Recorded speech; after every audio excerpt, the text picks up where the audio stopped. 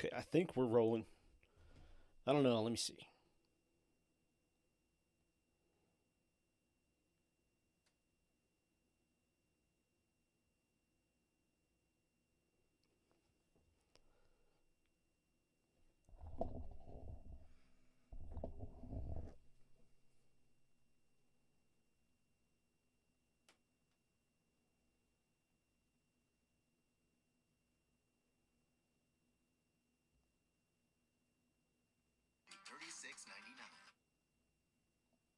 Okay.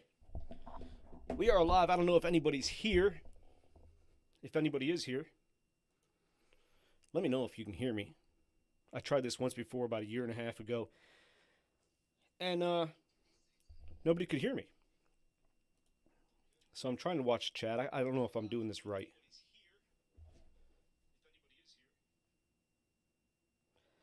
And this is a mess. So if nobody is here and people show up late, fine. Uh, if you're not, you can catch the replay. So welcome and thanks for joining me for this first of maybe a regular monthly Guitarnivore live stream. We'll see. I'm not sure. I'm still trying to figure all this out. When I was planning this, I was thinking, yeah, I'll go live for maybe an hour. And then a couple of nights ago, I was thinking, what the hell am I going to talk about for an hour that people are going to want to listen to? So I think 15, 20 minutes tops. Because when I see a replay of somebody else's live videos and it's like 30 to 45 minutes, I'm like, hard pass. You know, it is what it is. Heavy Metal Ham on the community post mentioned maybe talking about EQ with the katana. And I think I'll save that for an entire episode of this in the future, maybe next time, because that's going to take some time and I want to be able to present it well. And I'll need more time to prep than I've had this week. I am still learning this whole live stream thing. It looks kind of like amateur hour, so I have some things to figure out, and this may not seem very professional as other live streams you might have watched. Tonight I'm going to be talking about tuners or guitar modding and replacement parts in general, future content of the channel, and tone requests. And if you have any questions, drop them, I guess we're over here in the chat, and I'll see what I can answer at the end. And if you see me looking down or aloud, I'm reading from notes so I can make this flow better. So please forgive me. I'm not the best writer or speaker, and I probably have some form of ADHD that was never diagnosed my entire life. So this may be a bit all over the place. So first, let's talk about guitar tuners and parts in general. Now, I published a video about tuners that Geiger sent me. I installed them on a Jackson Monarch Pro that I had some stock locking tuners on that weren't all that great, and I really like those new tuners. They work well. They're very well quality, and but I've seen other people criticize Geiger for having cheap parts, and that is partially true. But I'm not here just to talk about Geiger because there are several Chinese guitar part makers and distributors out there, and some are strictly budget parts, while others sell both budget-friendly and professional-grade parts. If you surf Amazon, you will come across brands like Caiche, Safu, Music Lily, Wilkinson, Fleor, Geiger, and U-Tones, just to name a few. You'll see some of those brands with products that are very inexpensive, and while some have products that range from inexpensive pricing to products that the pricing is comparable to the likes of Grover, Fender, Goto, etc. Now, if you're looking for basic, inexpensive, non-mechanical parts of any of those brands I mentioned from Amazon, they'll work for basic control plates, pick guards, knobs, and so on, even pickups. I've bought some inexpensive pickups from Fleor and Wilkinson that have been fantastic in both build and quality and sound. But you do want to take measurements and compare them to schematics if they have them. Now, when you start getting things like tremolos, tuners, bridges, just about anything with moving parts, it's best to read reviews or watch review videos. If you ask a general question on a Facebook group like, does anyone have experience with Geiger tuners, you'll get some mixed answers. The truth is, if you buy cheap, you get cheap. Companies like Geiger and Music Lily started out small, selling budget-friendly products on AliExpress and Amazon. And I can only assume over the years they had some come-to-Jesus moment and said, if we want to grow as a company and have any kind of sustainability and reputation, we're going to have to sell better quality parts and improve customer service. And I've had personal experience with Music Lily over the last 5 years. I've done some reviews and demos for them, and they have probably the best customer service out there. You can contact them on Facebook, and they will replace and or address any order problems fast and easy. And I've watched also that company grow from basic budget friendly guitar parts to mid and professional grade parts. And as expected, like anything, the price of parts increase with quality. The only problem with continuing to sell the cheaper quality budget friendly products is that when a percentage of those products turn out to be less than adequate, customers are quick to call them out, and shaking that reputation of poor quality products is tough. You look at Squier guitars. Honestly, they were not the best quality guitars for a long time, just like a lot of the guitars coming out of Asia in the 80s and 90s. But in the last 24 years or so, they have greatly improved quality. And you see a lot of other guitar brands coming out of China and Asia and Indonesia that are fantastic at a budget price. And Squier, they still sell models for beginners, intermediate, and they have guitars that even professional musicians use. But again, like everything else, people are always going to judge you by your worst performance. That's how it's always going to be. So just remember, when you're shopping around for guitar parts, if something looks too good to be true, it probably is. Don't expect $20 set of locking tuners to be high quality. They may be adequate, or they may be garbage. I mean, people like to brag about how good a deal they got. You can brag about how good a deal you got or how much you didn't spend, but it's kind of like bragging about the size of your own turd. You can brag about it, but in the end, it's still shit. So just go cheap, get cheap. Future content. We're moving right along here. We're probably going to go about 15 minutes. I'm talking fast too here, so let me try to slow down a little bit. Future content of the channel. Now, YouTube is a fickle beast to be tied to. And once you start making money through monetizations, it can be a bit inconsistent. Keep that in mind. If you ever think about starting a YouTube channel, it can take some time to pick up steam and get monetized, especially if you're an oversaturated niche like guitars. This channel will never be full-time for me. It was never expected to be. I have a decent job with good benefits, and I also think I don't have the mental capacity or energy at my age. I'm pushing 50 here, or the talent to do this full time like some of the big channels out there. So going forward, I'll do some more modding content when it comes along. I don't have a whole lot of guitars that I want to mod anymore. I kind of like just buying better quality guitars and not having to put a whole lot into them. But kind of simple replacement parts and modding content, those videos are fun to make, but they take a lot of time, and getting good angles and good close-ups is kind of tough. I'm getting a streaming warning here. Might be slowing down a bit. I'm not sure what the quality's looking like. They might have just inserted an ad in here too, and that might have screwed things up. But let's see, where was I at? Some of the videos I plan to do is about other gear that I like to use, some that I already own. You might have seen some behind me during other videos. Maybe I'll do a tour of the recording room and maybe the occasional retro review of a rock or metal album. I don't know. I got to mix things up a bit and sometimes see what works. I'd like to do more live videos and like to see how they go and maybe have some guests on. I think that'd be pretty cool. We had an idea for a podcast a while back, and it just hasn't quite come to fruition with a couple friends of mine yet. One thing I can say that brings a lot of page views are product reviews, and I know I do a lot, and for the most part, I enjoy reviewing gear, but I also get a ton of emails about doing videos on products that have absolutely nothing to do with music, and I never even bother responding to them. I've even thought about starting a whole other channel just to review anything that I'm offered to see if I can make a little money on the side, but it's going to consume too much time, take too much work, and likely take time away from this channel. So that's not happening. But seriously, you would not believe some of the things I get emails about reviewing. It's crazy. Pick just about any random weird product on Amazon, and I have probably been sent an email about reviewing it. And I don't think any of those people that send those emails have ever watched a video on this channel. Even though in the emails they're like, we watch your channel, we like what you do. No, they haven't. It's quite funny. But I do feel like I need to get back into doing my own content and get back to doing more tones again. I kind of miss that. So look for that in the future. I'll still do product reviews, but I'm going to be very choosy. I don't want to keep doing super cheap product reviews just for the sake of doing a review. The stuff I get for free most of the time is not worth the time and effort I put into making a video. Most viewers don't realize videos take a lot of time to make and edit, and a free $40 piece of gear is not worth the 3 to 10 hours I might put into creating an 8-minute video that probably only generates $32 in a year.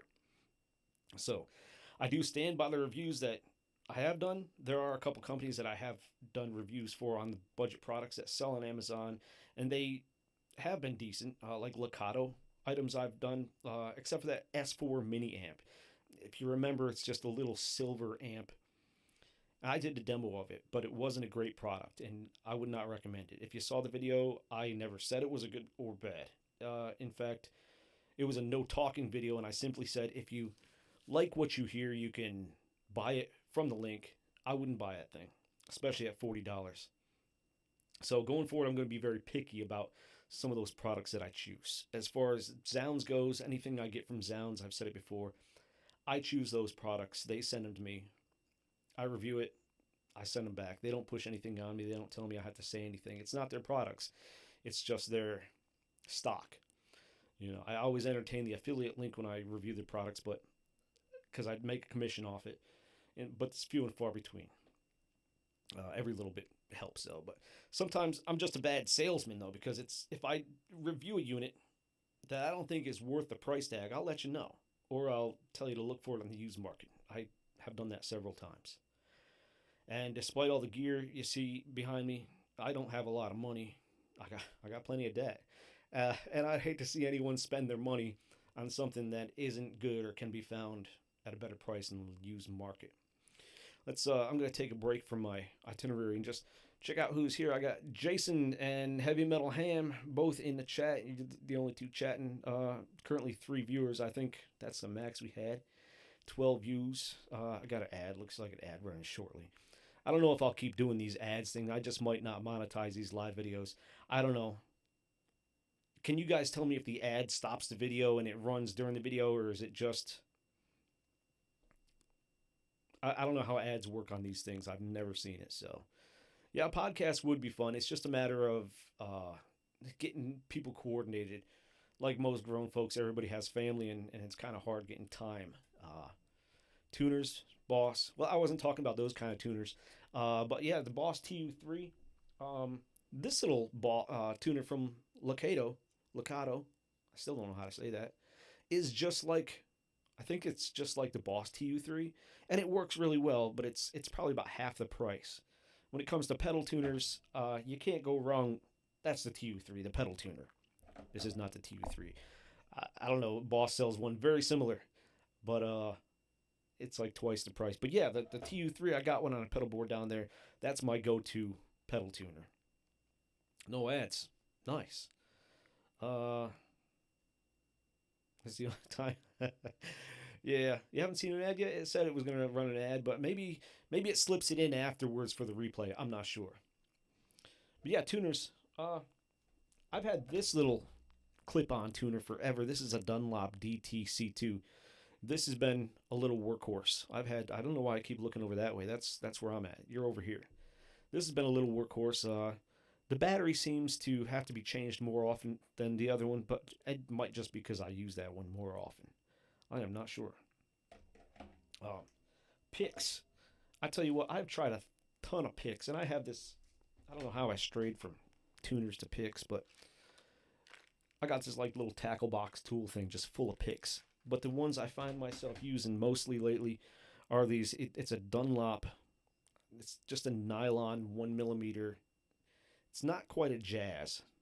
I've tried the Jazz, but the Jazz, I like the tips, but they're just, the Jazz 3s are just a little too small, and these kind of feel like the Jazz. I don't think I have that on product review, so it's probably on autofocus. There you go. These are my favorite. What kind of picks do you guys use? I've also got these Hetfield Black Fangs. They're like a Altex, but I like I like these Hetfield White Fangs. I love these things, but they wear out so fast. And then I have to take a piece of sandpaper and sharpen up the point again. I do like a jazz pick, but I've come to use so many different picks I can kind of adapt, but I usually have my favorite. I am about to get back onto the itinerary here, and last talk about tones. We're going on 14 minutes, and I'm expecting a phone call in about 20 minutes. So we'll do this. We'll wrap it up in about 5 minutes. Hit some questions if you want to hit me with some questions. All my picks are stored in my drawer. Yeah, I know how you feel about that. I always find them on the counter after my wife does laundry. She's like, I found more picks. And I've never actually found one. No, I found one or two because I've had to change my dryer element at least once every 2 years. And I usually find a pick inside when I'm cleaning everything out. Yeah. The Max Grip. Yeah. I don't know if these are Max Grips, but I can't remember. I bought it. I'd have to look it up. But I like the nylon. They have that nice grip to them. And they feel really good. So lastly, I'm going to talk about tone requests. And if we get questions, I might not have questions. That's fine. You know, what is there to ask? So I get a ton of tone requests, especially as soon as I post a new video. The truth is, it's not an easy task, and I can't get to them all. I got a list. I could give you a screenshot, but I don't want to screw anything up here until I learn how to do that. The artist tones are usually fairly easy to attain once I research what gear they use, but learning to play the song is what takes usually the most time. And sometimes you folks just request songs that are way above my skill level, so I try to do what I am capable of. And I admit I tend to struggle with clean tones, and I haven't quite figured out why yet. I think it's because it's easy to cover bad tone and playing with lots of distortion, but I don't know. Sometimes I get requests for certain amp tones, specific amp tones, and amp tones can be a little tricky. Can be a little bit tricky, especially if they're high gain amps, like that. I want to say it was not the Bogner. That was kind of hard, and I'll tell you why. Because I'm trying to. I don't have a Bogner. I've never played a Bogner, but I'm watching videos of Bogners, and sometimes one Bogner from one video to another will sound totally different depending on what kind of guitar the guy's playing or what kind of tuning it is. So sometimes it's kind of hard to hone in on that tone and figure out what to EQ and boost. So amp tones are fun to try to figure out. Some of them are easy. Some of them can be extremely difficult. And I'd like to say the Katana is capable of all of them, but I don't think it is. There's just some amps that just have such a distinct sound that you might not just be able to tune in on it. I am currently working on a couple other tones. Some things that I'm just kind of playing with here and there, fiddling around. Like a Sepultura tone from the Chaos AD era. Scorpions, Still Loving You. I'm trying to get that tone, the clean tone, and the lead tone in there. And that song's actually a lot easier to play than I thought it was. But I kind of want to do that. And a Roland Jazz chorus, kind of like a Hetfield. Somebody requested that. And when it comes to using chorus as an effect, especially in a clean tone, I hate it because what does a chorus do? It takes your guitar tone, it splits it, and then it like downtunes part of it. So as soon as you start to play like a chorus effect on a YouTube video, people are like, well, tune your guitar. I just tune the guitar. But because the chorus, or if it's on a shorts compress it, and it makes it sound all out of tune. But I think I'm kind of trying to go moderate on the chorus for that Hetfield jazz chorus, like in One and stuff like that, and trying to get that, but we'll see. And then I'm working on some doomy stuff. I kind of veered off into the fuzzy doomy, really low tuned stuff like Electric Wizard. A friend asked me for acid mammoth. So I kind of went down that path, and then I realized why I'm not a big fan of fuzz, and that's because I've always tried using it in conventional tuning. But once you start using fuzz in low tunes, it's like a whole different world. It's like droning, lo-fi stuff, but it's so fun to play. So I'm just kind of fiddling with those. We're going on 20 minutes here, and that about wraps it up. That's wrapping up everything I had to discuss. I just decided to do this like a week and a half ago, 2 weeks ago. So I haven't had all sorts of time, and I got to do some tutorials on how to make this all work a lot better than I am right now. So we'll see going forward. Maybe a guest or two. I'd like to try to get other YouTubers on with me and see how that goes. So if there's any questions, I'm going to look over in the chat here. Most clean tones you hear on the recording are totally different. Yeah, totally different amp and guitar. Yeah. I know, was it on Load? I think Hetfield played a Telly. I think it was on Ronnie. And I tried getting a clean tone of that, and the way he plays is kind of weird, getting the snappy, twangy stuff. So, yeah, amps and a Telly or Strat. There's a lot of stuff. Sometimes you see those behind the scenes videos, and you see people playing Les Paul that have never, had been playing Warlocks on stage. Like, what the hell, you know? But studio's a whole different place, a whole different sound. You want to dial it in the studio, you got to use what you can. And Jason was asking, let's see, my basic tone sounds terrible. Am I an idiot, or is there something to this? I don't think you're an idiot. Uh, there's a video out there from the Studio Rats, and it's a basic starter tone, and it's a really good one. And if you go searching their videos, the bald guy, I don't know his name, Peter, that's probably not even close to being his name. The main host of it, he goes through the whole katana of a basic starter tone, and that's a great place to start. So I would suggest trying that out and see where that gets you. And getting started with EQ, when you start making a tone and getting started on EQ, yeah, with EQ you gotta break, especially with 10 band. First you gotta get just the bass, the middle, and the treble down, and then if you jump into like the parametric or the other ones, you kind of gotta think of everything in sections. Like your lows, your low mids, and so on and so forth, and those frequencies that you can't really. There's low. Like I said, I'm gonna save that. That's a whole different discussion. That's gonna probably take some more time. So we'll see. I think I'm gonna wrap this up, and I really appreciate you all coming out and watching. And maybe next time I'll be a little more organized, and maybe do some screenshots of stuff and kind of make it more interesting. We'll see. But that's gonna wrap it up. I thank everybody for coming, and I'll probably have a new tone video coming out next week. And